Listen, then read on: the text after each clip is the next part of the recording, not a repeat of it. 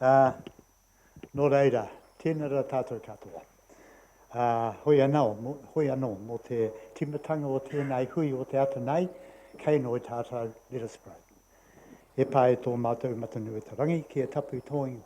E pā e whakawhita ana mātou ki a koe mō tēnei wā, mō tō aroha tō manaakitanga ki a mātou kua hui mai i tēnei rā i rungi te kaupapa nei.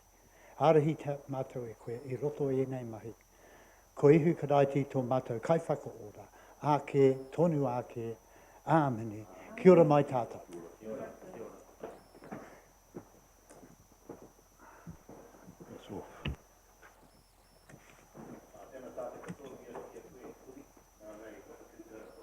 Hello, we rā te timatanga ngā me ka tōno reira, tēnā koe, tēnā koe, tēnā koe.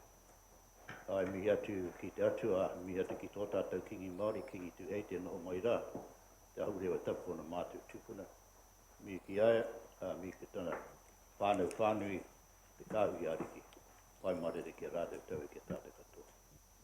Ai huri atu ngā whakaro, ki a rātou ko huri atu ki tua te arai.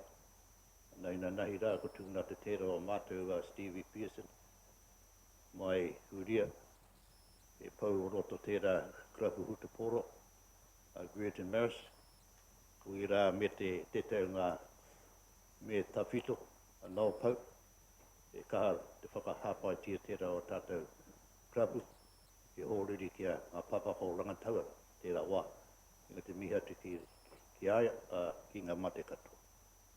O mātou taha, tangata whenua, me ngā taha o taui o ta āpuri whānui. Ki atu ki a rātau ai ngā mate harikote. Hoki mai rā ngā mihi ki a tātou, ngā mahu e tonga te oroa. E kaupapa nei, e kaua nei. Ko rene e tai rātau ki te tutu ki te wai o rai rātau nā. Hei roto a mātou ringa whe. O te runga tērā, te manako te hihe, ki horo whānui, te maruru i ru. Mō tō tātou hui te ata nei, whakapapa paunam, whakaro, wairua, o tātou katoa, ki a tere ai, te kārohi rohi, i mui a tātou. Nō runga tērā te tumunako, a te wāka ki te katutuki. So, morning everybody, just want to acknowledge Puhi for opening up in our prayer, acknowledging our spiritual side, we also acknowledge our relationship to the kingitanga, ki tu heitia, and his wider royal household. We also acknowledge those that have passed on.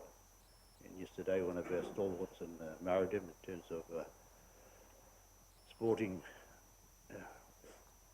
informant, Stevie Pearson, passed on, and he was a stalwart of the Maris Greaton Club, and also the domain of one of the other past mayors, Noel Pope, who was one of the foundation members there, and so they'll be arguing again today up there, wherever it is, and so hopefully they don't cause too much of a disturbance up there, but we also acknowledge all those others that have passed on our side, the Tangata Whenua, and your side, and the wider community of Tauranga Moana.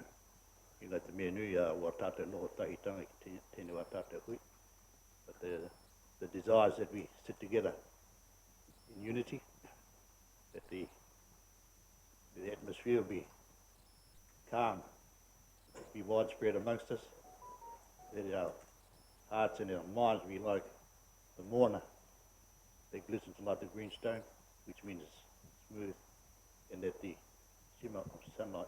summer might forever dance upon our pathways, that we have a great hui together, and that we keep our focus on what we're here for, and try not to get sidetracked by wiwi and wawa.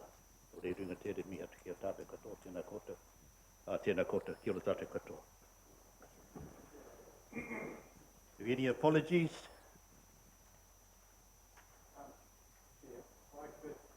I need to leave a little bit early. We actually have a defu at Waikari Marae, one of our young whakapōpori. Okay. Over the weekend. That's English, that is and there has been a funny at Marae, but the young summer has been at his home in Marasi and is going to come up to Marae at about 11:45, and we will do a put up in the coaching at the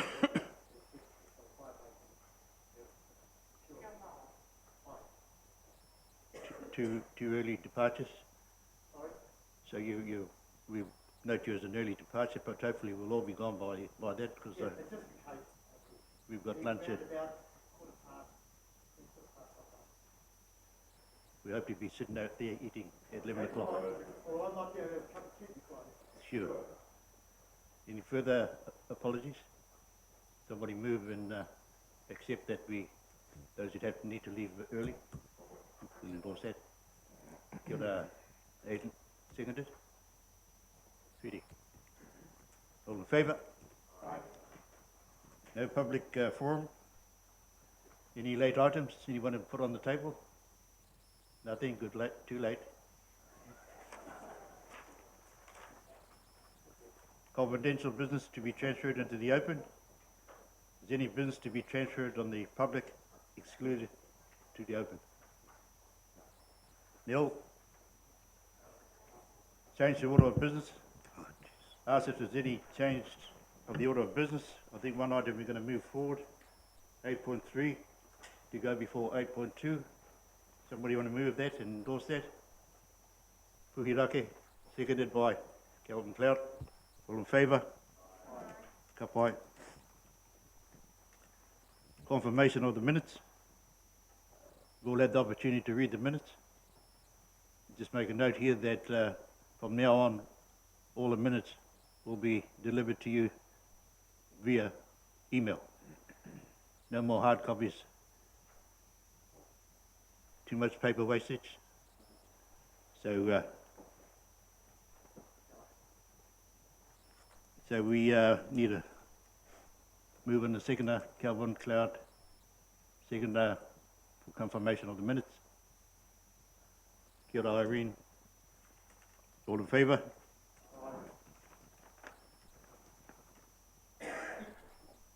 Okay, that's the recommendation that the Minister of Tongue Whenua Collective Tauranga City Council meeting held on the 30th February 2020 be confirmed as true in their court record. Kia ora.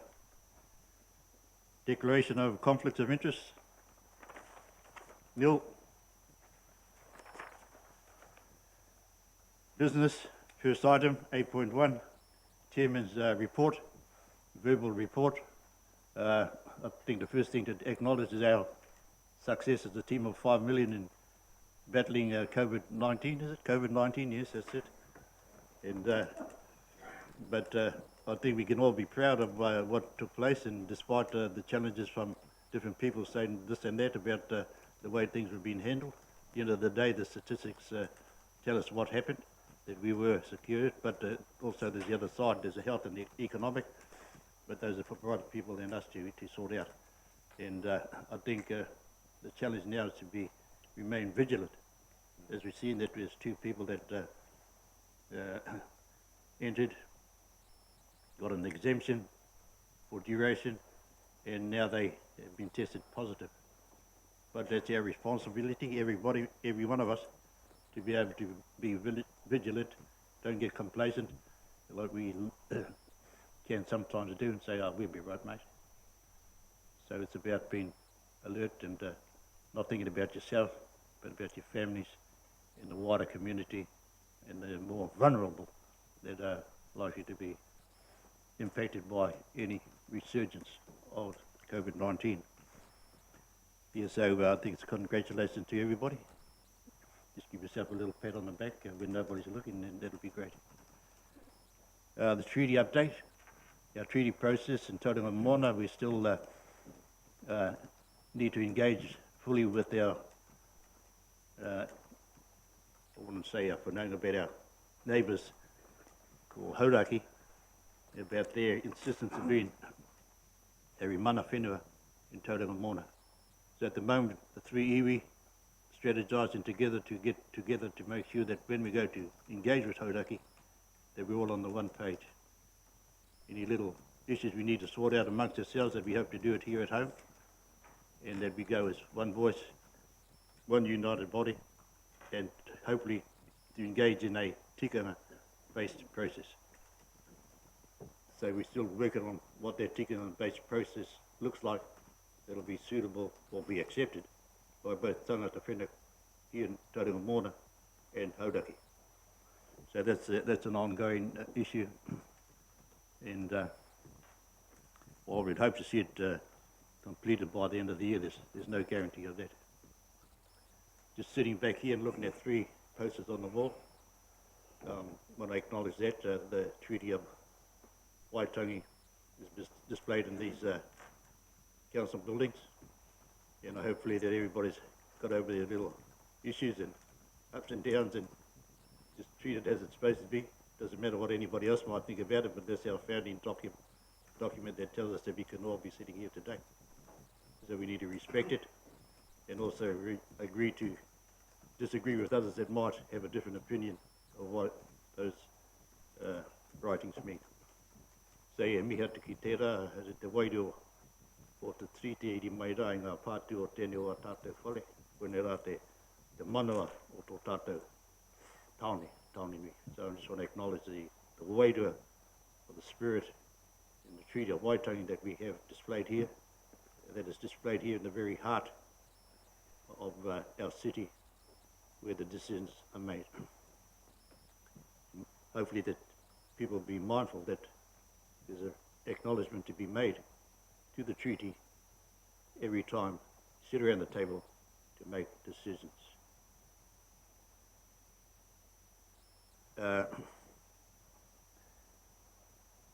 Matariki's coming up, 21st Sunday, but he's got something organised for the wider community. If you're an early riser, if you're late like me, well, I hope something's going on about 11 o'clock, but that's probably the time we'll be getting up that day. But Matariki is an important calendar event in the old Māori world. It's the beginning of the new world, the new year. It's probably the new world as well, the way things are going. But I think it's a time when we also acknowledge those that have passed on the past year. And once we come out of winter, we will regain our strength, regain our vitality, and that we'll be able to move through another year.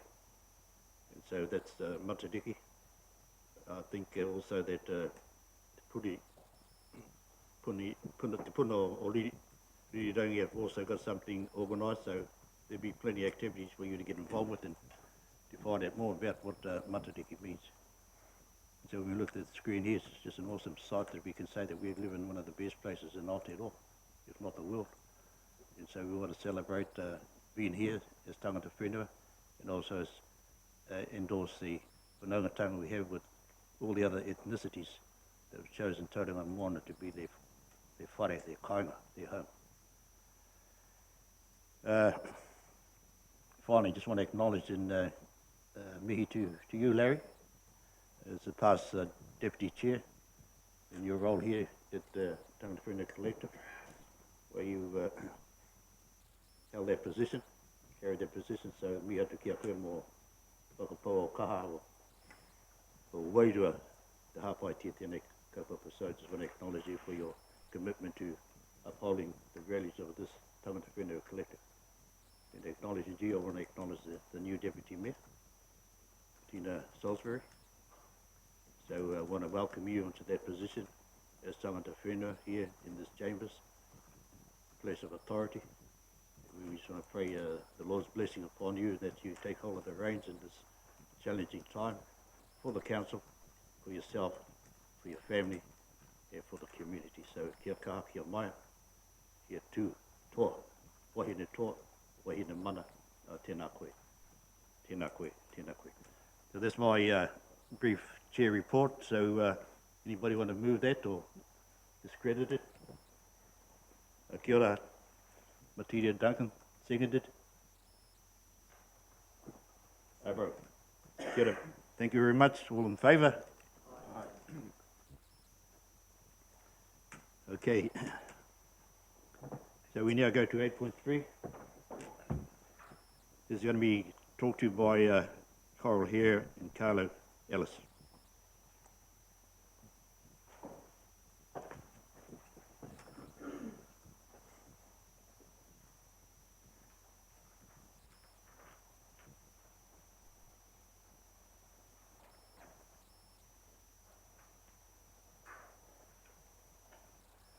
Mōrena koutou, tuatahi kei te mihi atu kia koe hui kākahu, te pai te kiti e a koe, tēnei ata.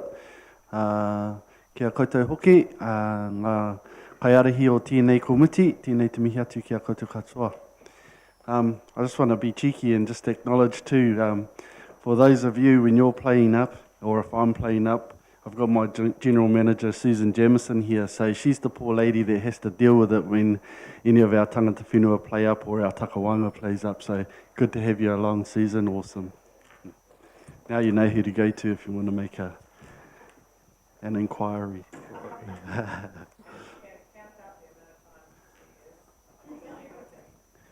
I'm at 0 today so far. Yes, you've got a report in front of you around Māori representation, and that's been co-authored by myself and Coral here, who's in charge of our governance department. And so we wanted to push this up on the agenda because Coral needs to leave a little bit early in case you had some questions around it. But I'll take it as read. You'll see that there's a number of options around it. The Māori wards question needs to come up now because if we are going to go down that path, we need to make a decision as per the timeline. So it's come up to this committee at this time for discussion. And I do need to note that it only went to the rangapu for starting that discussion last Thursday. So they haven't had much time to consider where their position might be on this. But today is an excellent forum for us to have kōrero with tangata whenua reps as well as councillors in the room about Māori representation as a whole and where that might go to. So rather than labour you with the report, I think it's I'll pat ourselves on the back and say it's pretty well written and clear. But if there's any questions, we'll speak to those.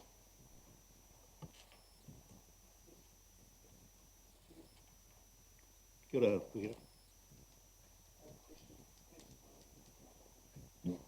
Yep, I've lit up. Kia ora, mate. Through you, Mr. Chair.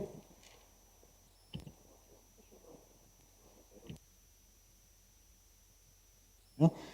We'll try again. Hooray. Just on the background number, where are we? 7B, number 1. Favourable outcome of a poll of electors. This poll may be demanded by electors.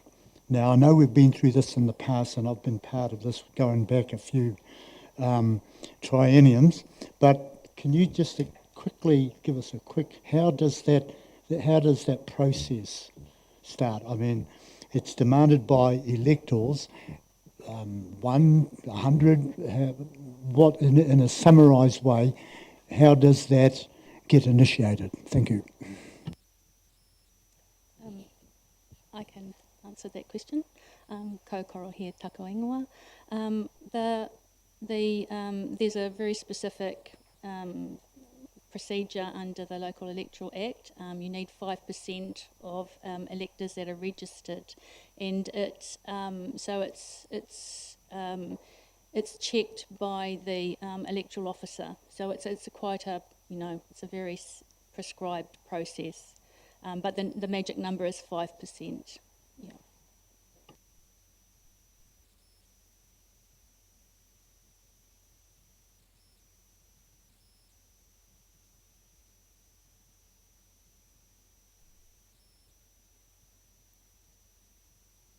Right.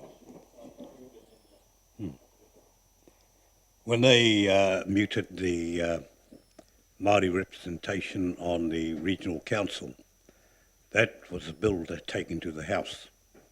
And the influence that was Mita Ririnui, he was in Parliament at the time, he took that bill to Parliament as under a treaty right, obviously.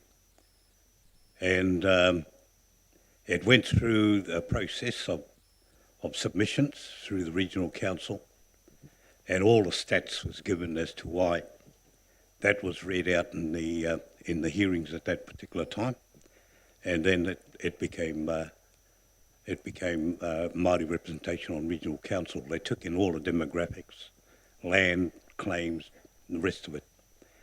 And I think there was 21 supporters we knew at the beginning that supported the Māori representation. And I think Larry was in Parliament at that particular time. One of those was in Parliament, so he'd have a fair idea in terms of the process.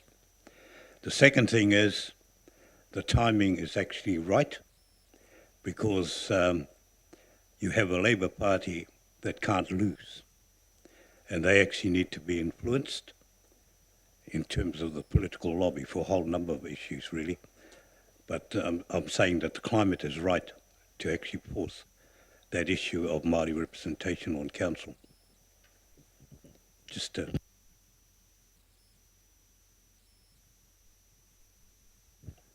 Yeah, just wondering, when was last time we actually had Māori Konehera on council? Do we know? Off memory, the only one I'm aware of was Maria Ngātai, and that would be 20 years ago. If I can, through you, Mr. Chair, yes, it was Maria Ngātai, and it was at the time when the Tauranga District Council was set up. She was part of the borough of the Mount, and then she stood for one term for the newly established Tauranga District Council. About that many years ago. I can't remember the exact year. Kia ora.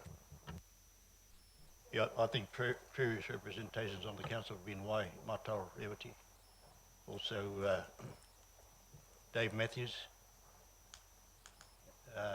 somebody else, Machu Dixon.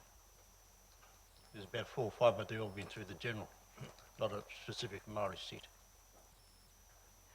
But I think this is the right time to be discussing it, because across the nation it seems like other councils are going to be challenged by this whole court order as well. And I think, did he use the word, it's the right time to force the council, but I think that word forces love to conjure up some negative, so we've got to get a nice, lovely, gentle word that'll say, oh, that's a great idea, let's invite these marriages or embrace these marriages, something like that. But if we try and force our way into anything, we're going to come up against a brick wall. So I think the use of words, how we use our words in terms of our discussions here, that we're all inclusive, all those sort of things, you know. People are pretty sensitive today, so haven't got hard skins like yourself, fellas, mate. Kia ora, through you, Mr. Chair. Just in reference to Maria Ngātai, that was the last Māori representative onto council. That was around about the time when it was at large. So there were no wards at that time. So now that has changed since then, and there are some disadvantages in terms of the ward system. Kia ora.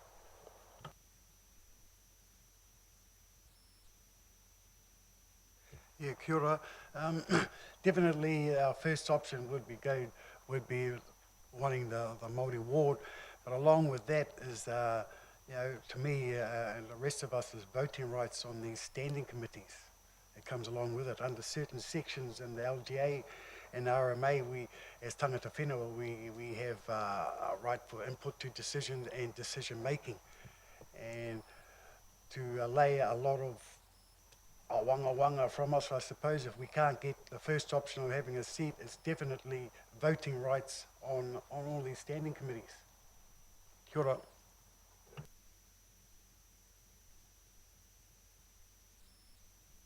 Just another question, in terms of process, let's say Labour does get elected with a large majority, can they pass the bill that changes this sort of binding referendum loophole before we have to make a decision?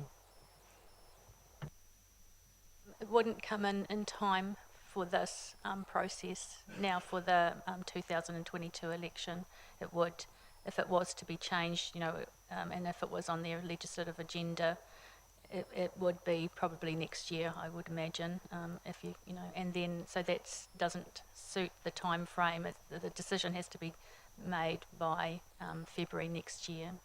Well, 23rd of November for the council, but a poll can be called it's got to be called by the 21st of February next year. So you're still operating under the old legislation. Kia ora, through you, Mr Chair, sorry. Just in terms of keeping within process, if there was a decision by mana whenua to proceed with wanting to go for a Māori ward, and that process of a poll, a demand for a poll, we won't have another opportunity to do that for another 2 terms. Is that correct?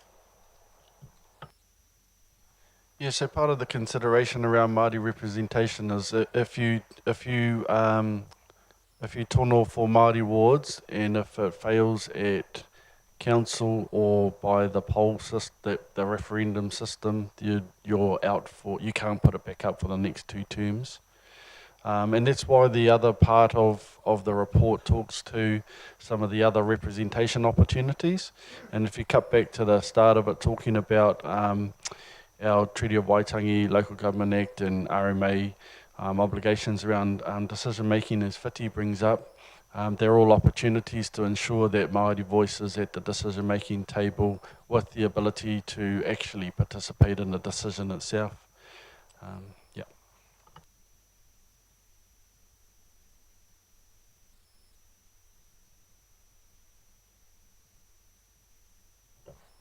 Morena koutou.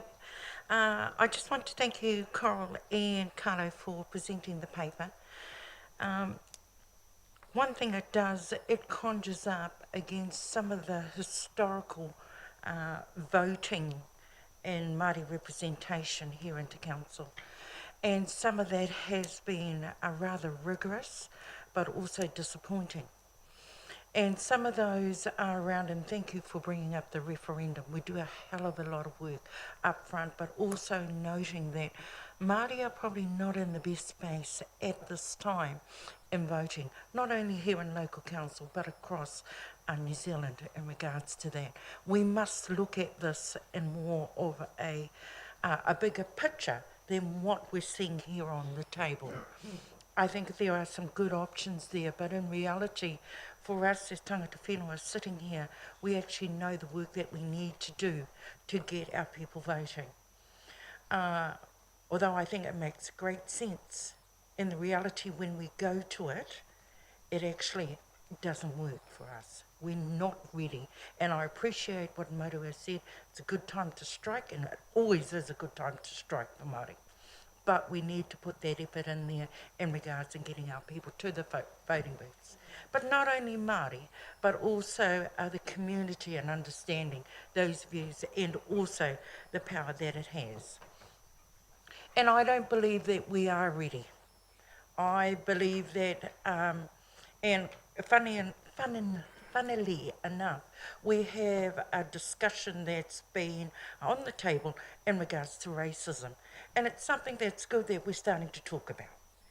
And I think those are all issues that we as tangata whenua have to actually address when we're looking at things like this on the table. I also got to look at the money that goes into this. It's a lot of money that goes through to that. I'd like to think that we, as leaders, are good planners, not only in discussion on what that is for the city and the development, but also the money side of it. I'd like to see the money being spent well and that we've got a win-win on the table. I also want to acknowledge the work that has gone into having tangata whenua on these committees. And we have done really great in doing that. We have a representative. And Carla, I want to thank you to actually guiding us in the likes of Puhi and Whiti that actually put those processes together to actually get a good representative on these select committees. No, they're not select committees, sorry, council committees. And I think we've progressed a lot. So I saw that's coming, and I don't want to steal the thunder from there, but how can we actually take what we know is on the table, but really it hasn't really worked for us. Can it work again? Of course it can. But let's line the ducks up properly. But also what we've got on on the burner right now seems to be working really good. I really like to maybe talk when you get to the next slide, the next part of it, how we get those voting rights in there. How we can strengthen that pathway that we've already started while we've still got on the other burner, the Māori wards. And I don't want us to miss out another two terms. Yeah, I just want us to line the ducks up better. Thank you. In my personal view, I think that it's prudent for the council to support Māori wards based on these factors. Through the treaty claims, there's been a number of acts of decree that has been enshrined in the treaty settlements. The second point is that the Māori economy is hugely on the rise, and those economies have been adopted by way of acts of decrees in Parliament, which actually overrides RPSs and regional policy statements that could be changed from time to time by negotiating with your regional communities or your local communities in terms of district plans.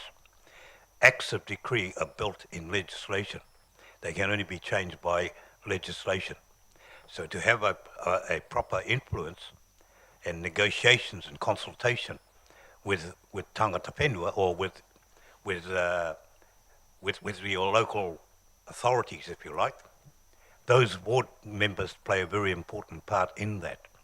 And it short circuits avoiding litigation.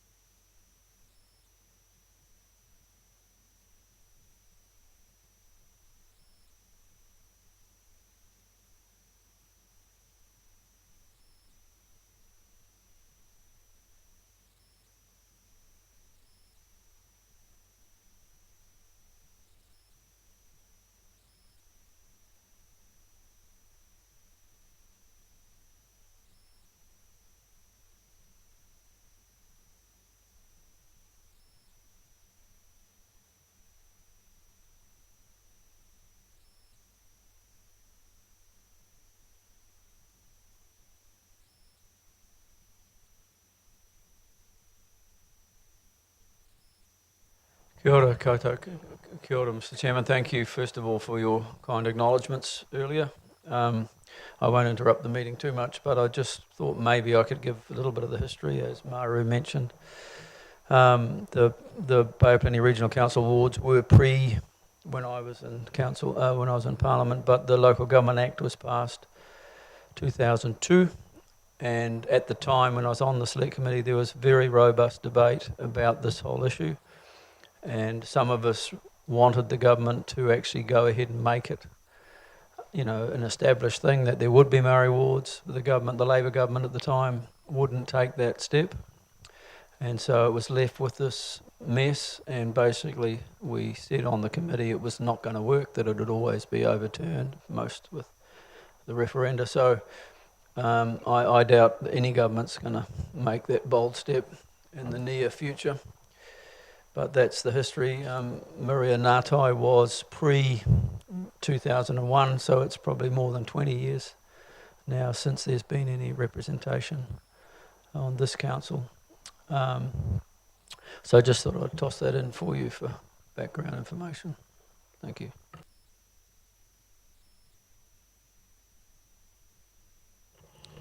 Yeah, from where I'm sitting, and I'm sure that other councillors will be thinking similarly, I think I'm ready to go to bat for whatever the Rangipu want to do.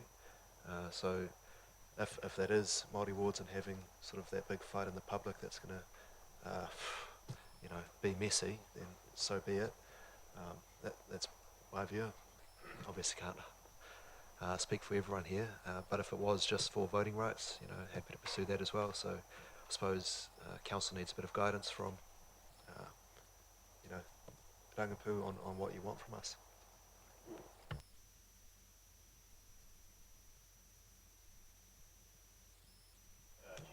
Yeah, thank you, Mr. Chair.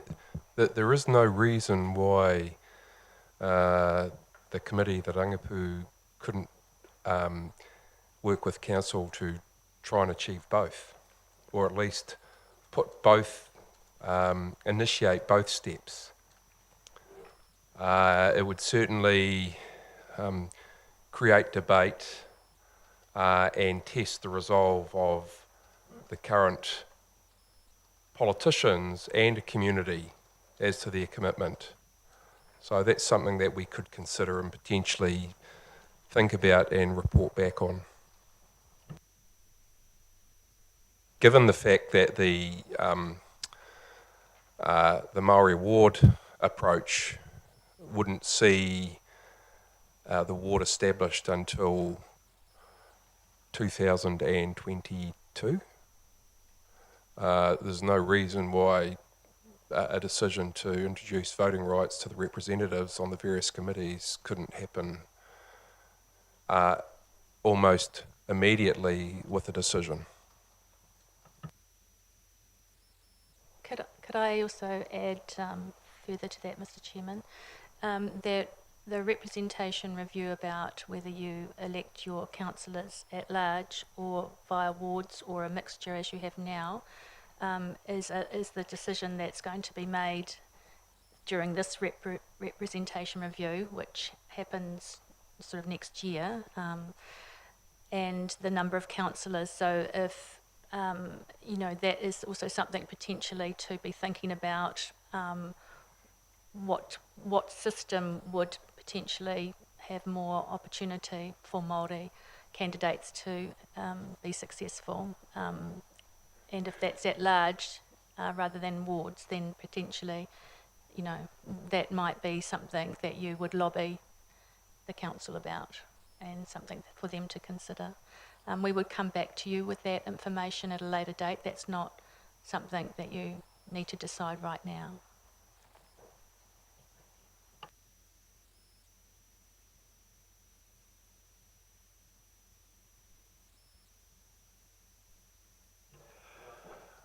Considering those comments, I'd say a ward for us would be better than at large, because it gives a true representation of Māori at large. It's not quite that way.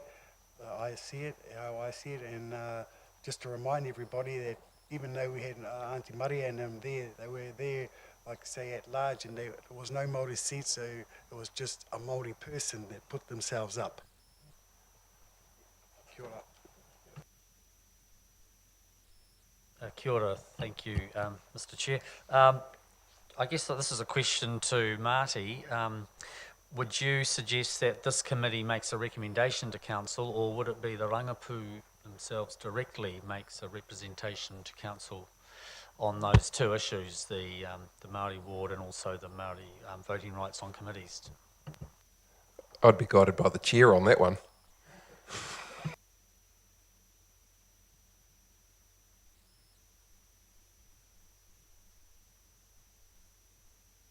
No, there's no reason why it couldn't come from both directly from the Rangipu and secondly from this committee. It would be good if the recommendations were the same.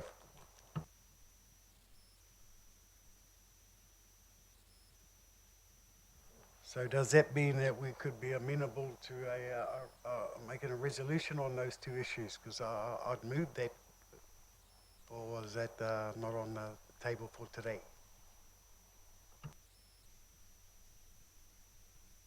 It's certainly within your authority, and yeah, I mean, you're here as a committee. You can, as a committee, form a resolution on the basis of the paper that you have in front of you. If you feel that you as a committee can come to some sort of consensus on what that resolution might look like, and if you feel as if you've got the appropriate mandate to do that, well then by all means you can.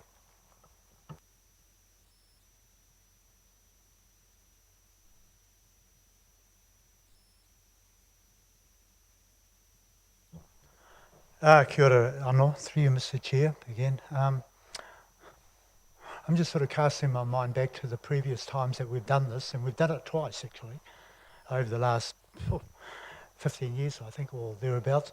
So, in terms of today, and given the paper that has been presented, I guess we couldn't right now put any specifics into it. However, I'm thinking more of a ask for a resolution from this committee to consider that we exactly what you said, Marty, in terms of that we consider putting forward through both the ward system and the voting rights on committees, and subject to reports being presented in a formal way. Something like that. Is that a way we could do it?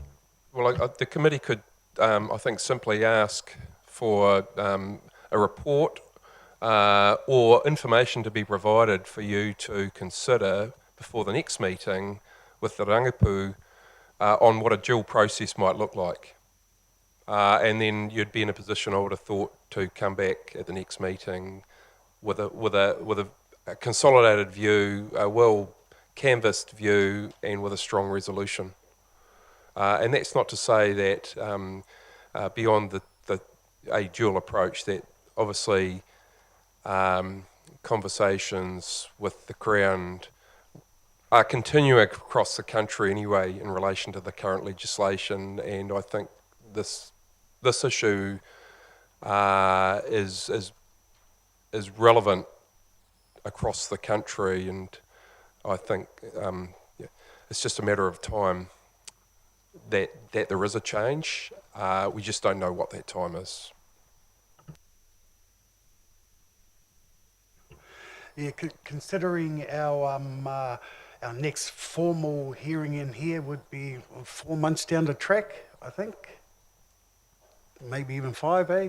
I'm thinking I want to strike while the iron's hot, put it that way, while hearing the conversation. So I want to put a resolution forward to the first one about how it's worded, starting the process off a Māori ward, and second, also asking for Tangata Whenua representatives to have voting rights on all the standing committees of council.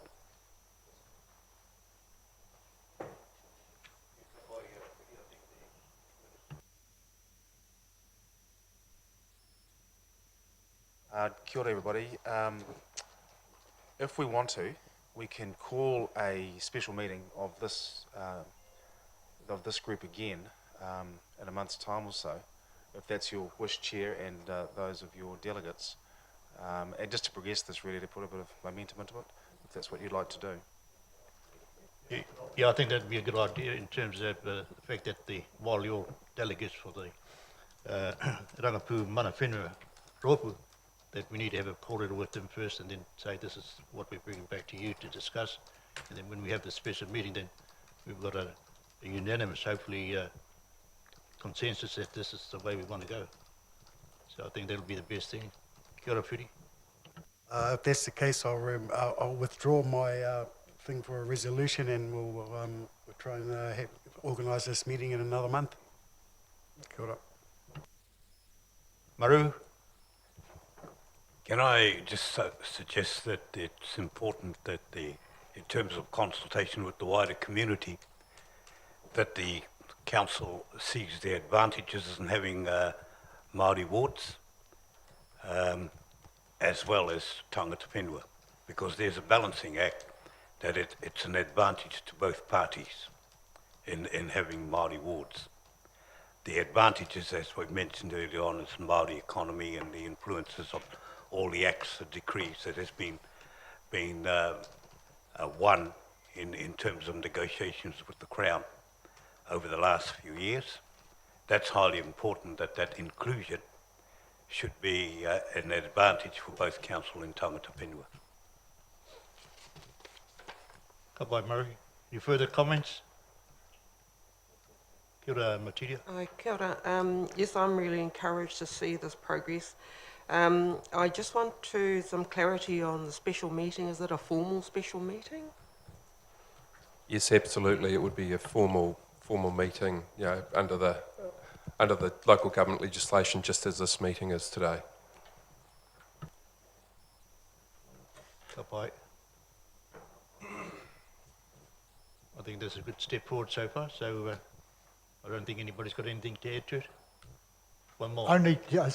Only how do we record that in today's meeting in terms of moving forward? Is it a motion, is it just a note to the minutes, or what?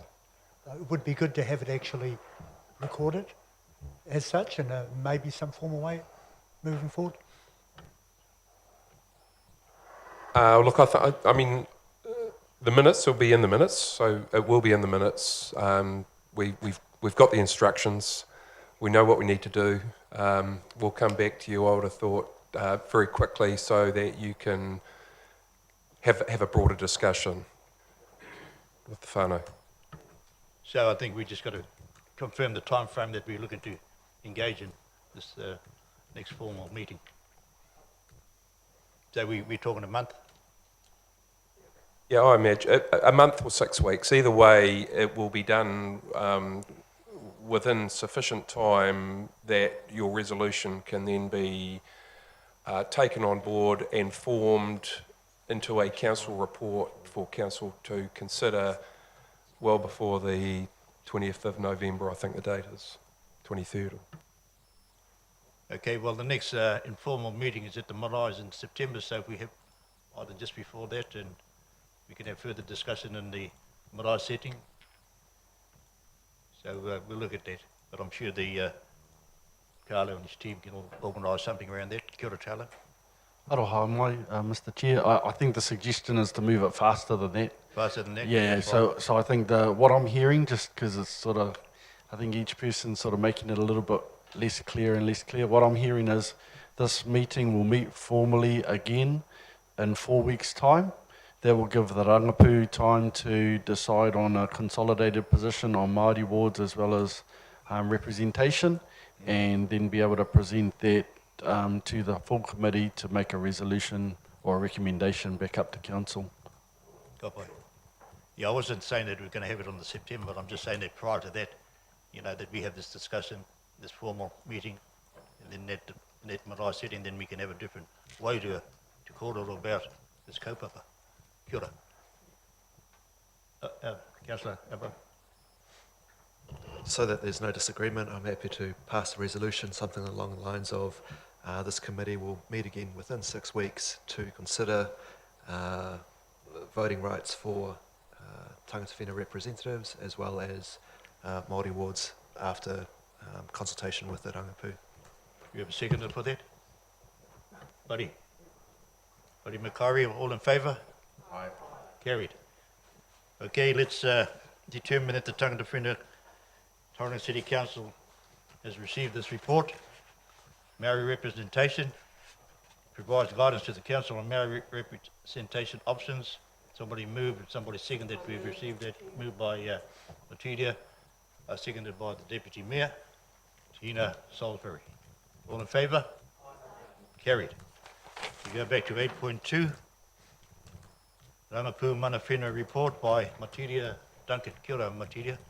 Ai. Kia ora tātou. Ngā mihi mai. Mihi atu. Nau mai raro i te korowai o te rangi Māori.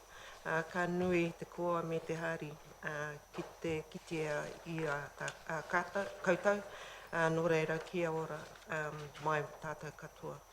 I'm not going to read point by point. I just want to say at this stage it be taken as read, but some of our rangapū members will actually like to make comments as we proceed with the report, but we're also happy to take questions. I just want to make a comment about the, and I'm glad that we had that discussion about the Māori wards as well as Māori representation having the rights on council committees, and I think that I'm glad that we're actually looking at moving forward on this issue, and I think we're really happy that it's going to proceed in that way. But I just want to make sure that, that Tangata Whenua want to be an active partner, and we've done that by establishing this committee and other committees of council, members, Tangata Whenua members also in government groups and forums. However, there is still very little progress in terms of treaty partner, in terms of co-governance and co-decision making. I want to put my smart growth hat on as well, is that there also seems to be a strong consideration of Tangata Whenua in an approach for an iwi spatial plan. And that will inform the cultural layer, which will test and refine this cultural, social, economic and environmental well-being and sustainability from a Tangata Whenua perspective. So I'm happy to receive any questions from the members. We'll read the report. Anybody want to make any comments? Kia ora, Pari. Kia ora ngā mihi o te raki a koutou, tēnā koutou.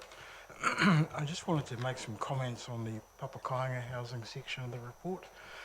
I think one of the items of business that we have not yet processed right through the council is the RFR policy, still sitting in the wings after I don't know how many years, at least 6 years that I can recall, and it would be helpful if that policy could be finalised and put through the last stages with council.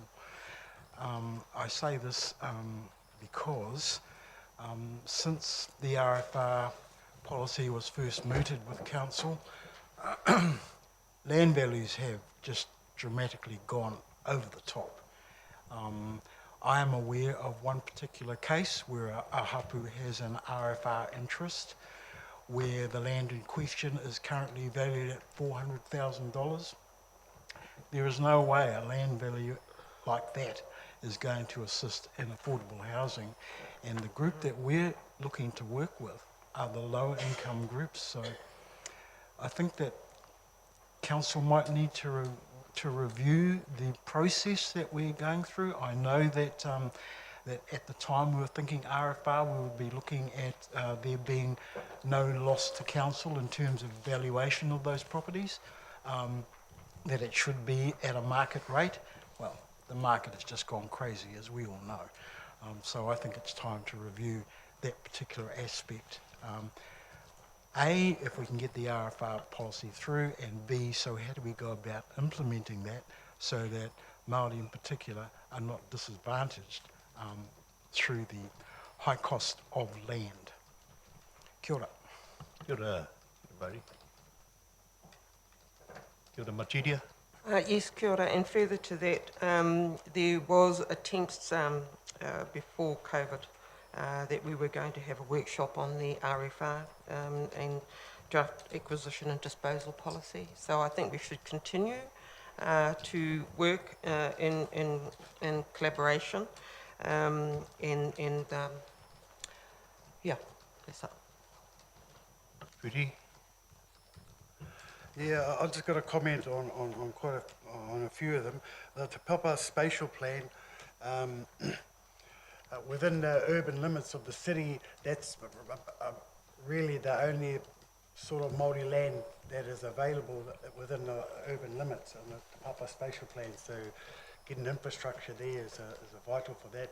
Everywhere else within the urban limits is on general title. Most of our land is out past the urban limits in that. And so when we get to Papakainga housing, obviously most of that housing is going to be on land further out, and there's no infrastructure. And a few of these other ones along in here deserve a reference to infrastructure, because that's the main thing that's actually holding us back. Is infrastructure getting there? Even rates. Some lands are rated, and yet they're receiving nothing.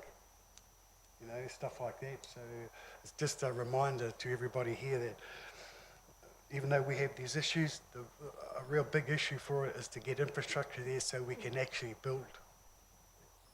Kia ora. Kia ora, kia ora. Kia ora, Murray. I just want to take you back in history a wee bit in terms of affordable housing. And that goes back to the Tokeros, the Kaingaros and the Muruparas, where, and even even on farms. There was a policy that was based around fed and found.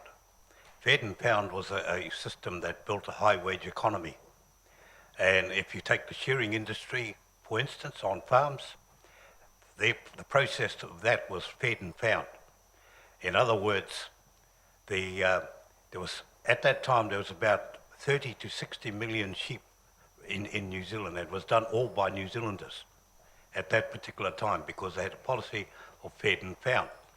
In Kawerau, Murupara was the same thing, and Kawerau. They had cheap rental houses and supported and subsidised by forest products and all that.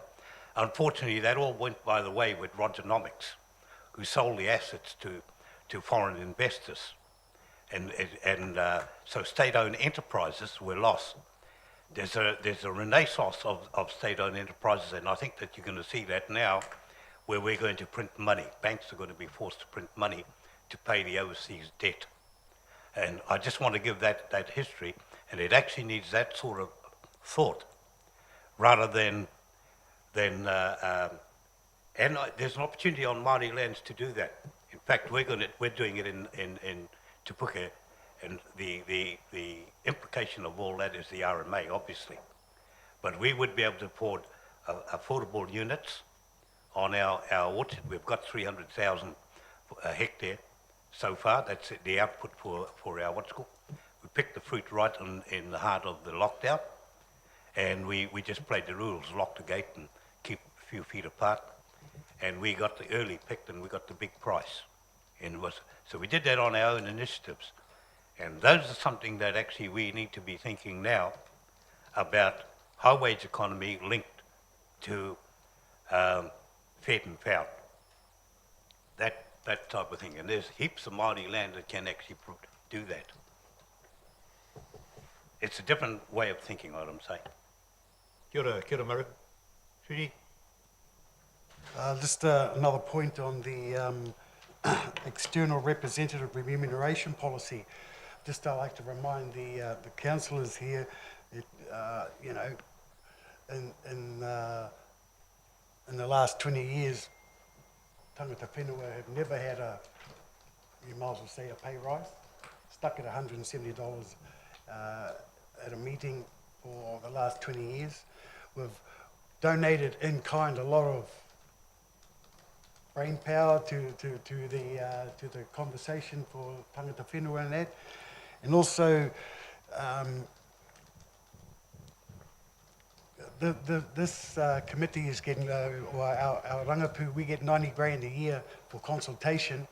And, you know, if you look at things, it's probably saving the council $500,000 a year on consultation alone. And if you've got some wayward hapu and iwi that will use and abuse the system like every society has, you know, we could probably extend it a bit further. So, you know, and we've been talking about this remuneration for the last, as long as the RFRs. And I know the councils, you know, with the debts and all of that sort of stuff, but, you know, it is starting to get a bit ridiculous. Kia ora. Kia ora, Whitty. I'm pretty sure the Chief Executive would have an answer to that. And she would have got a scale of everything, you know, how they remunerate and all this sort of thing. So maybe you can make a quick response. Yeah, just in terms of the representation on the various committees, there was a review, and they, I think, and that was done independently, and council followed the recommendations of strategic pay, which saw, by comparison, a significant increase. But perhaps Carlo, you're standing up. Would you like to speak? Whitty, are you talking about for this meeting in particular? across the border. And sorry about that. Yeah, I forgot about the review that you guys have done, and that's well appreciated for those committee members on there. But I'm talking about, yeah, even here at our normal meetings and our meetings with the Takawanga unit, you know, all up. Yeah, kia ora. Look, I think, oh, Carlo's putting his hand up to spend some of the ratepayer money. Okay. No, I think both making good points. Marty, you're right. I mean, I think there was a very fair thing that we did with those representatives on the committees, given, you know, the workload that they commit into, and there was a really good process having that independently assessed, and that landed well. I think what Whiti's talking about, though, and it has been a long-standing request from the Rangapu, is actually the external representatives remuneration has been in place since, I think, 2004, unchanged, and it's $170 per meeting. Now, and the difficulty is you know, there's some people at the meeting that's probably a generous payment for, and then there's a lot of people at the meeting that would be nowhere near what it costs for them to bring their expertise to that meeting. So the main thing is really, how do we go about reviewing that? Because in any sense of the word, a fee set at 2004 is well overdue for some sort of review. Well, I think, given the fact that we did the committee representative review essentially this time last year, there's no reason why we couldn't initiate another review to make an assessment for the input that the various representatives are making across other groups. So we'll make a note of that. And I see Coral unfortunately left the room before this conversation started, but that's something we can follow up on. Good boy. Councillor Clout. Kia ora. Along the same lines, I just note that in the report it talks about the policy needing to align with other local government bodies and also account for inflation and cultural liability in the new quantum, and I'm just really interested to know what the cultural liability phrase refers to, please, if someone can enlighten me. Thank you. Somebody can respond to that? That sounds like something Carlo or Josh would have written.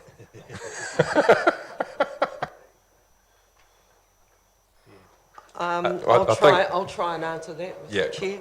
I think that in probably my own view, cultural liability would actually be the koha of a lot of our cultural, considerations and perspective.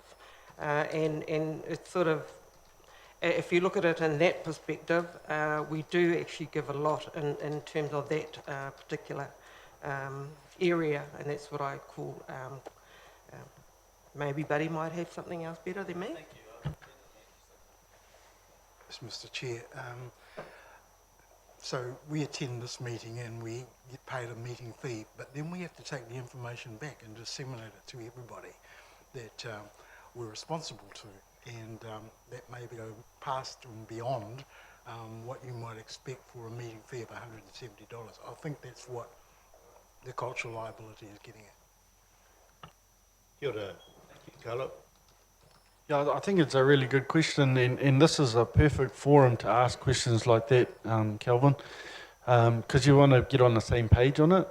But I think Buddy's alluding to the right area. Marty, I can confirm neither Josh or I wrote this magic statement, but we might keep it though.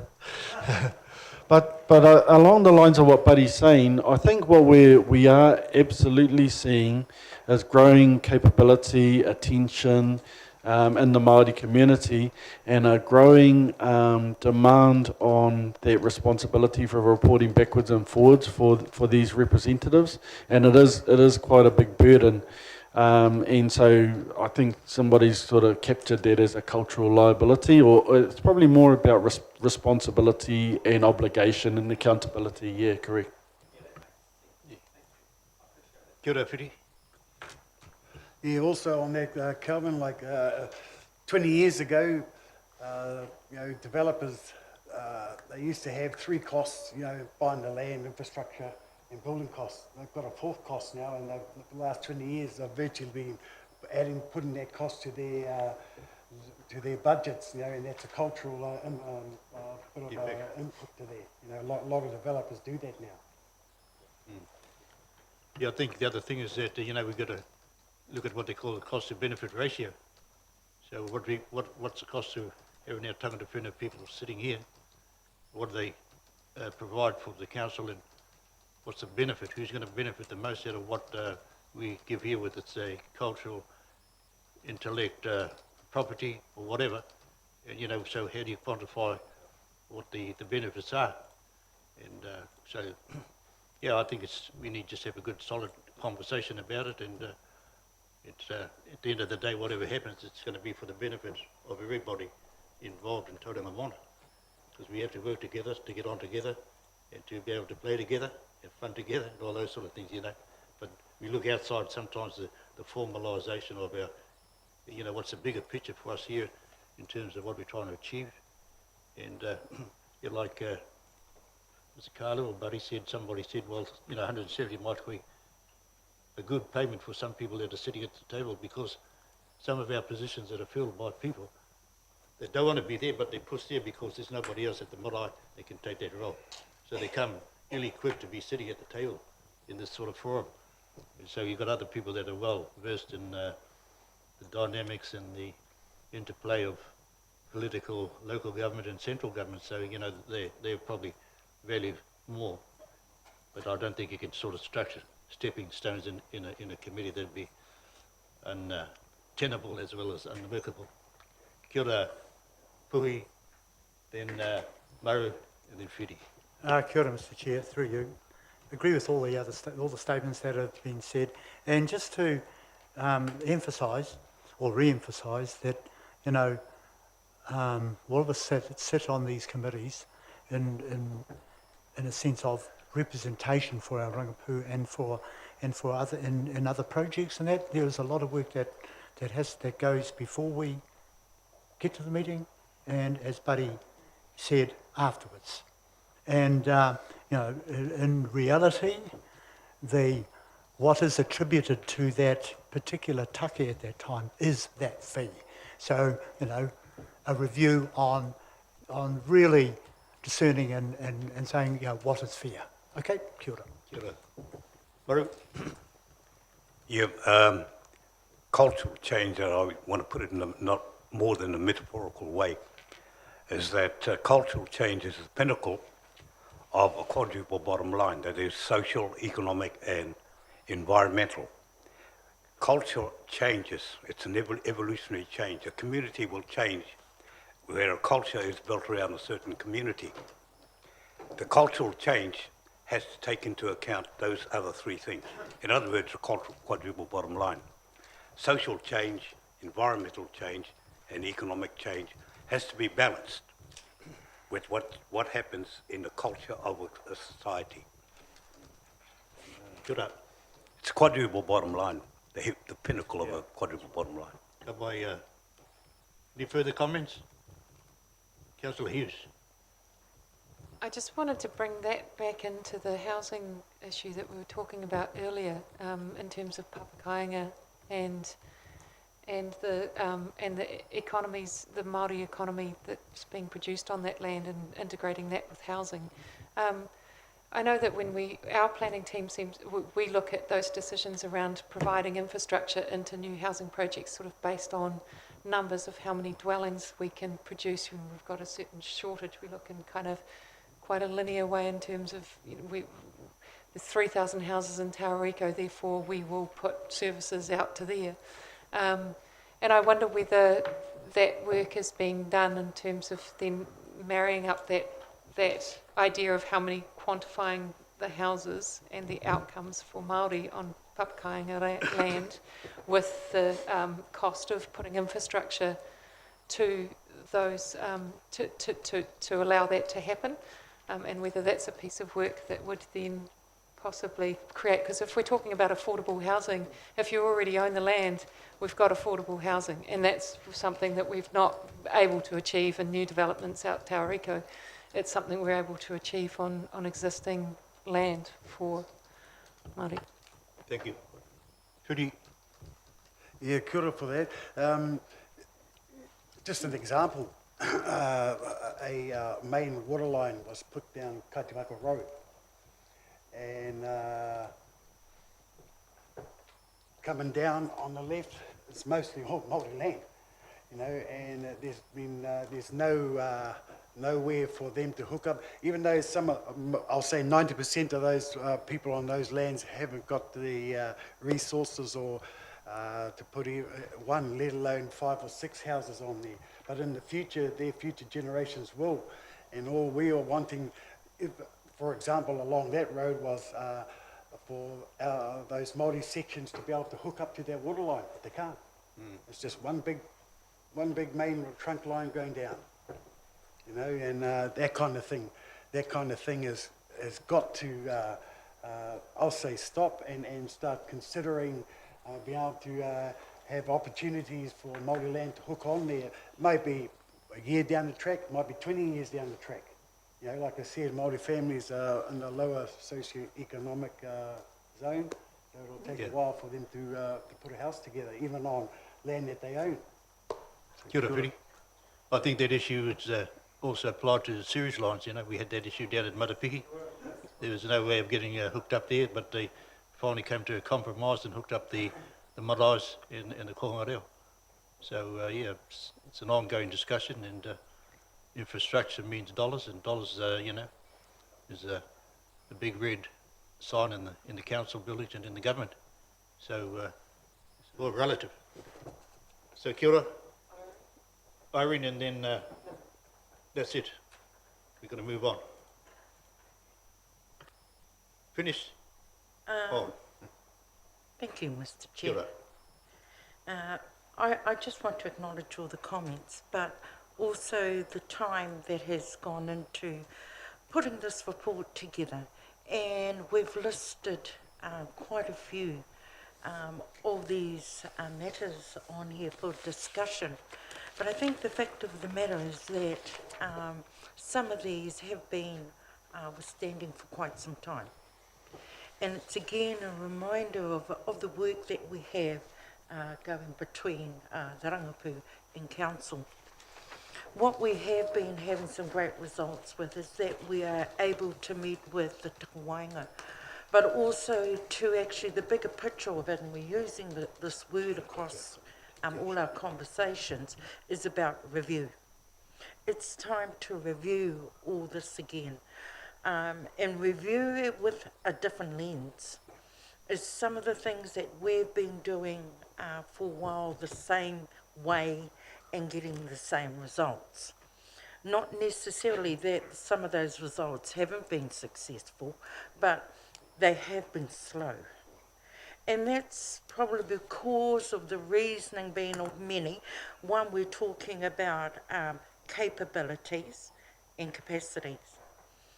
Some of that is around remuneration, but we're talking about meeting fees, but I'm actually talking about the resourcing for the Rangapu to actually do this sort of work for ourselves. We're at the mercy of council, which we are thankful for, but we need to actually position ourselves to actually having some of that autonomy for ourselves. And we're consistently coming here and saying we've got this to happen and that to happen and this, but actually when does it actually sit back here and an opportunity for mana whenua, tangata whenua, the Rangapu, to actually do some of this work. And that's what I talk about. We heavily rely on Carlo and the team to do that. And I think this is great that we're here, we're having those discussions, but we're really mindful that we come and advocate for this work to be done, but actually really it's for us to do the work. And that's what I'd like us to look in a new lens on the way we do that. And I think some of that this morning was presented, that we've done some work in getting representation onto the committees and now got voting rights, which I think is great. But then we're talking now about papakainga, infrastructures, getting those papers ready that I have been waiting for quite some time in regards to the contribution fees, but also the infrastructure that goes in. Yeah, we continue waiting. And not that I'm unappreciative of the workload that you have, but I need to get off the chair and do some work around that. So that's some of the work. And as you can see, some of it is progressing well, but we can advance it a lot more faster than waiting for council to do it for us. Let's bring some work over this way to do that. Thank you. If I can say a couple of comments to that, it has been a theme that has been discussed at Rangapu for quite a time. And, you know, just to cut to the chase and behind that, often what happens is that we're relying on the Rangapu to give us feedback to then feed into a council staff member to try and draft up a report. But there's a degree of that gets lost in translation in there. And if I use housing on Māori land as an example, there may be some advantage in actually commissioning an independent report developed by the Rangapu and managed by the Rangapu to be brought forward so that there's a much more Māori focus on that in that particular topic, because at the end of the day, convincing Māori land trusts to take on a huge workload to then try and develop housing, we really need them hugely bought into that. Whereas when we bring it into the council house to look at it, we tend to look at it from our point of view. We tend to look at it about where would that strategically want to happen. And it just sounds like something that would be worth doing something a little bit differently. But I think the part that Irene's been a bit whakamā or humble about is when they're talking about doing that, they'll need some resourcing, because there is nothing out there to try and get that clarity out of what do they actually need to unlock some of the development potential at their own pace on Māori land to then contribute to the development across the city.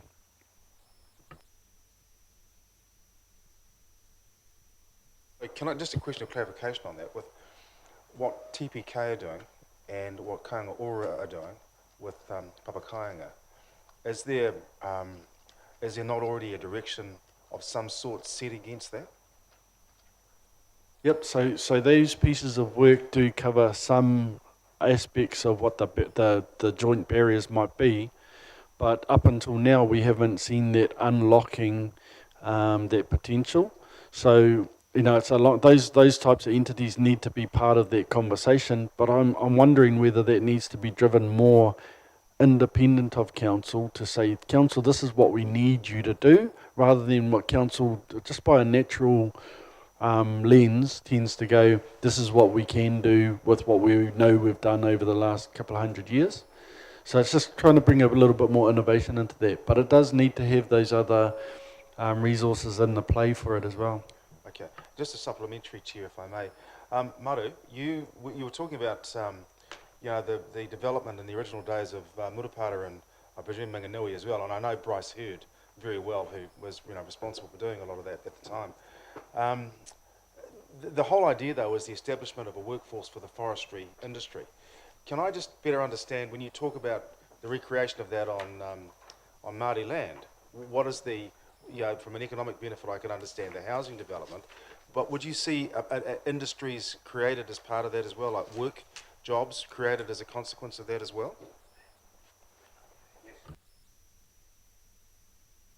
You'll see that identified with the Ngāpuhi Fellows Regional Development Fund. And what he understands quite well is that 240,000 hectares of the used to be the Crown Forest now belongs to a number of iwi.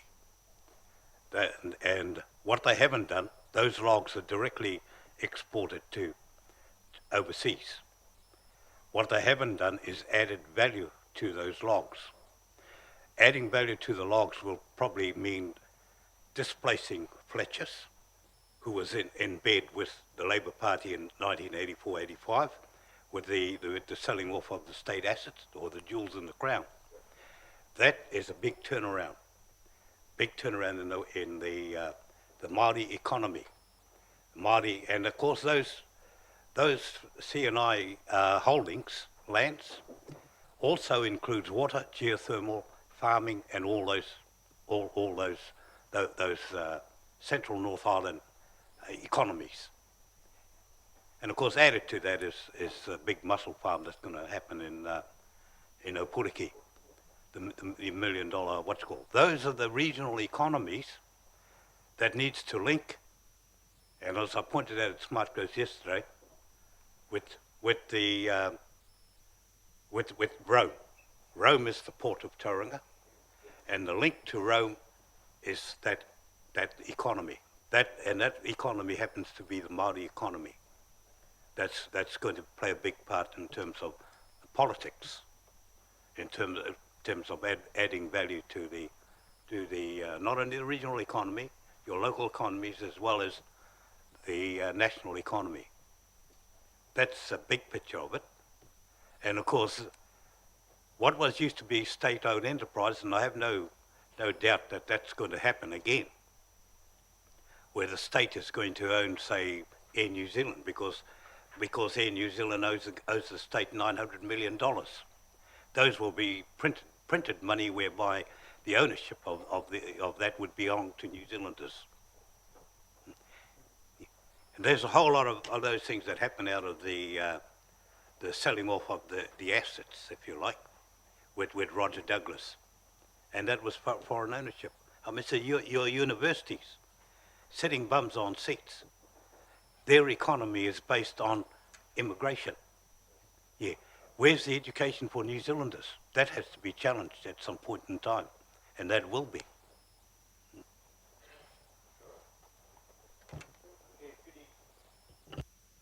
Just on the Papakainga, I'd like to give a bit of an example of affordable housing, what should be affordable housing.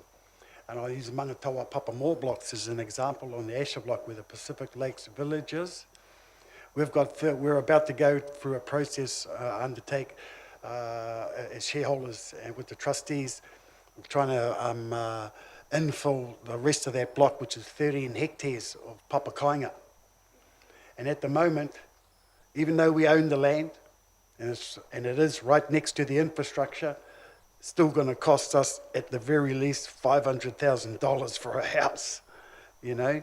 And we talk about affordable housing on our own land and that, you know. And again, I'm just using it as an example that $500,000 is not quite affordable to me. $300,000 is affordable, and even that, you know, is pretty hard for a low socioeconomic family. So all I say is that when you come up with opportunities like that with Māori land that is right next to infrastructure and that, a good survey or even a review of how to get affordable housing on blocks like that are within the urban limits that have infrastructure. Kia ora.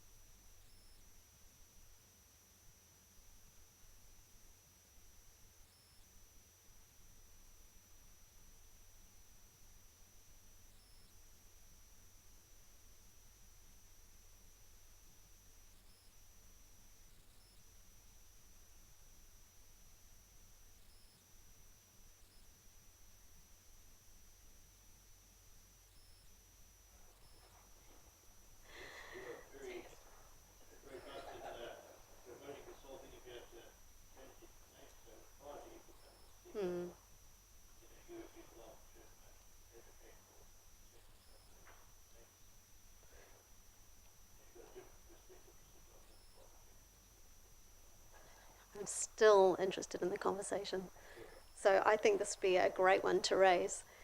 And I just am really appreciating all the conversation and everything here today. And I absolutely would be for the what's written here in the report around the naming policy and working together and looking at what we could do.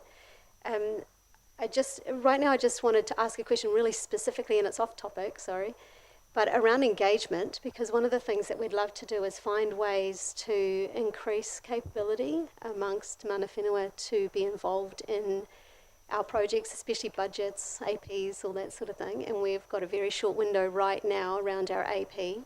We've got 2 weeks for consultation, and I'd love to find out from around this table if there's any thoughts around how we could either on marae, or how can we take the consultation document out and then help people understand what's in there and what might be of interest for them to consult on or submit back to us. If there's a way that we could begin that, and it might be more appropriate perhaps for the long-term plan, but is there something we could do in this very short term to begin to build some capability in those who want to be involved to take an active part in those processes?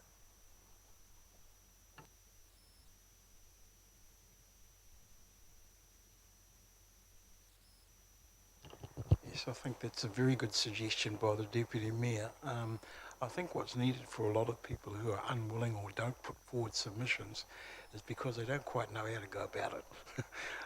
And so if the council is able to provide a facility where someone can go in and talk to somebody to get their submission together, I was going to use another word then, but I won't, to get their submission together, I think that would be a good thing. So something to put on the table and talk about. Well, thank you. I agree. I think what Tina suggested is very good.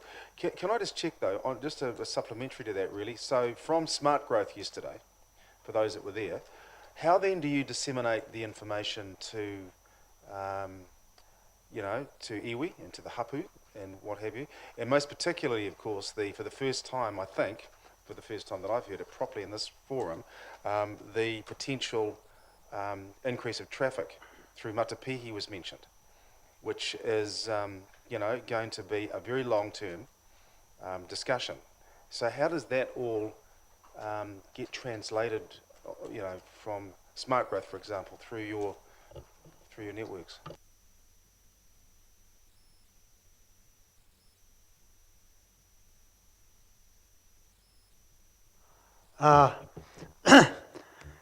Kia ora, Mayor.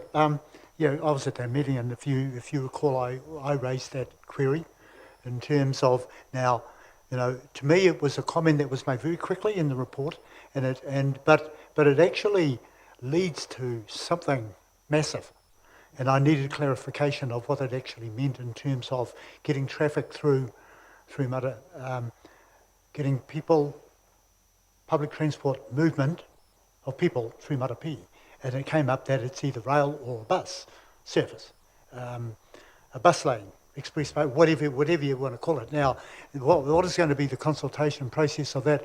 I see it as something absolutely enormous, and I made sure that I laid down to what's his name, Robert, that in terms of the way we're going to, of how he develops that in terms of a report moving forward, that you know, there has to be absolute consultation with, as well as with the normal mainstream things, that with mana whenua as well, because that particular railway cutting land has a long history. A long history goes back to the 1920s when they first put it there, when the railway bridge was built, etc., etc. And we covered that. We've covered that over the last 20, 25 years through various forums in Matapihi. And so I would imagine that it's going to be something that, you know, mana whenua consultation has to be an absolute priority, in my opinion, on this particular thing, not only because of the impact it's going to have today, but going back to the way in which the land was initially taken for that railway corridor. That's right. And of course, the opening for this with Smart Growth, this discussion was one of the railway bridge has got a limited lifespan, and therefore, what does that mean? How will it be augmented? How will it be, you know, whatever's going to happen? And the implications for Matapihi are potentially, anyway, with you know, quite big. So I guess I'm just keen to understand, you know, the telling of the stories that we do, because I don't think we do it that well, frankly. I'm talking about TCC now, but specifically from a Smart Growth point of view, as part of the wider collective consultation, how we're going to get ourselves on the same song sheet and start telling these stories as part of a consultation process. It's a bit rhetoric for here to now, but I'm just sort of flagging it for the immediate future, really. Yeah, kia ora for that, Mayor Tembe. I think you're talking about how we're reporting to our people too, and going back. A lot of us have different ways of reporting back. In a perfect world, like deciding on the colour of the car, that'll be left up to the ruranga. But something big, you know, they call a hui. The people give the take in, and then and minute the responses, and then have to go through. You know, that's a lot of work, and all of that. And the way I report back to Tauranga is on the smart growth stuff or anything else. I'll report back to my manager, who will report back to Paora, who will then report it to the board, and then it's up to them if they think it needs to go out wider to the rest of the hapu, and it will come through our hapu kaitiaki forum that we have at Ngaitarangi, and we're supposed to then take it out there to the people like that, you know, and hopefully it gets out there. But to get people on board like what you're saying, and trying to get them up to date with putting in submissions, yeah, we could run things out of marae, you know, but again, it's resources. I just want to acknowledge Deputy Mayor Tina for her comment in regards to how to engage with Māori more effectively on kaupapa that we have. And just to pick up on the current, is that, and I'll pick up on a comment that I made before, the information that we take to Māori must be relevant so they can engage. Engagement is one of the most important, if not the number one. But actually it's having them the right resources and information so they can make good decisions. That was part of the work for the AFTI group, that's inclusive of the Tangata Whenua leadership group, that would actually take it back out. Unfortunately, COVID came into play. That was always part of the equation that we were doing, but it was actually putting those resources together and ensuring we got the right resources, the right people delivering back to the people. That is something that we didn't do and we haven't done yet, but will be a big part of that.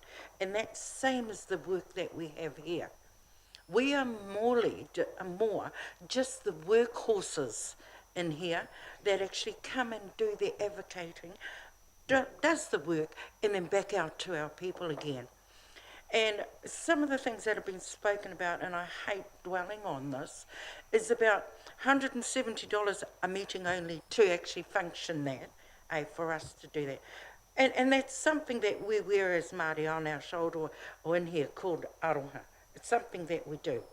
But if we really want to do a good job of it and engage properly with our people and help them to understand the big beast or the manukura, the bigger lead of this, is actually having that right engagement.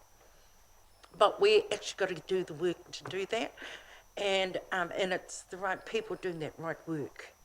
Not saying the council don't, but Māori will have their own way of developing those models and understanding how to articulate that well to our whānau about the growth and the development, not only of Tauranga City, but of the sub-region of Western Bay of Plenty. And I think that's what it is. We don't have those boundaries as we do with the council of the regional and Tauranga City Council, Western Bay, but we do have hapu anyway. So we're talking about how do we assimilate those two together to work well. And engagement is the paramount of the tihi o the maunga.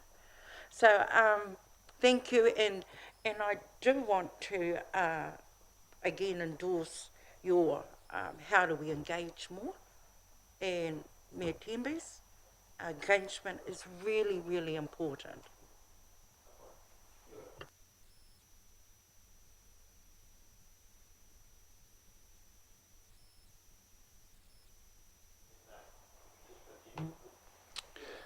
Kia ora. Yeah, my opportunity might have passed, but I was just going to mention in relation to Tembi's comments, you know, one of the things that's interesting with the processes that we have at council is that we come in there with a 2-week time frame, for example, and an annual plan and a 3-year plan. And one thing just to keep in the back of the mind as you hear from Māori communities is often the impact's been incremental over decades, if not centuries.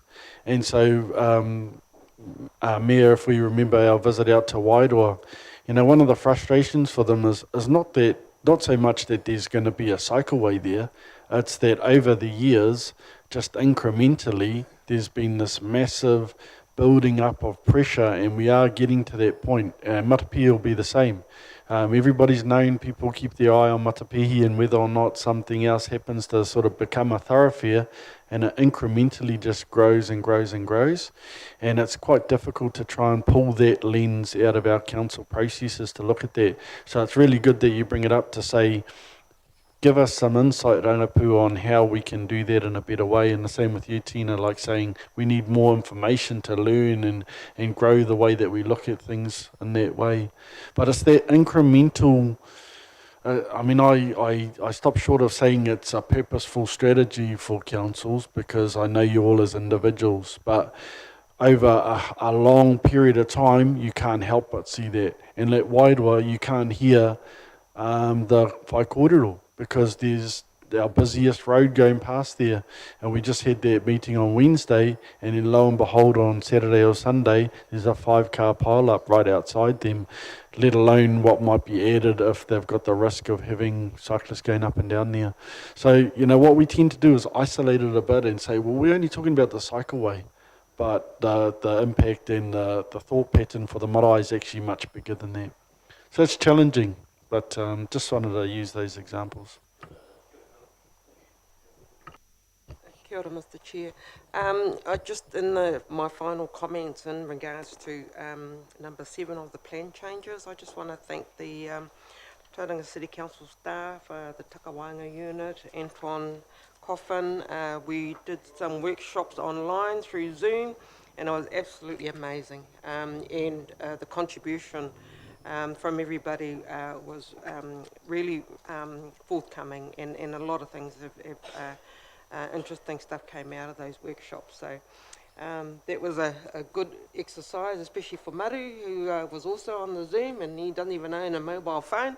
So he, that too was really interesting for him, and he made the effort to do so. So I just want to end on that note. In terms of the report, I would like to move the report be received.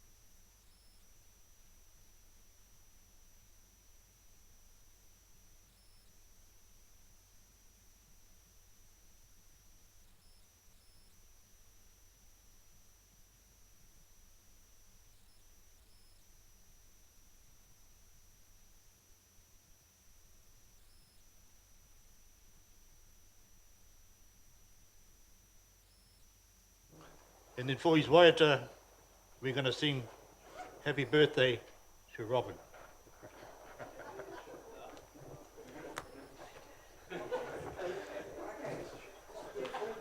Ka tira tēnā tātai, kei ngā māngai nui, ka ngā manu taupua, nō runga tēnā whare ariki o tō tātou moana, taino atu rā ki ngā rangatira, ngā māngai o tēnei whare, tēnā tātai ngā huatanga katoa te wā, no reira me inoi tātai. E ono re korore ki te atu maunga rongo ki te whenua e whakaropai ki ngā tāngata katoa āmine. I tō mātou matu i te rangi tēnei anō ponanga e mihi atu nei ki a koe mō tini manaakitanga kua tāko hamai ki a mātou i a te ratai no mai ki tēnei wā tonu o tēnei huihuinga. Rā kua tūtuki pai, e mātou i ngā āhuatanga ngā mahi kei mui te aroaro kei roto anō i tēnei o huhunga. Anō reira, ora hia mai toko roa raha ki runga i a mātou katoa, ka hoki pai ai ki ngā mahi, ki ngā kāinga, ki ngā mirimuru e mahi i tēnei wā i te pāpā. Tēnei mātou inui atu ki a koe, korore ki tō ingoa tapu. Āmene. Hey, happy birthday.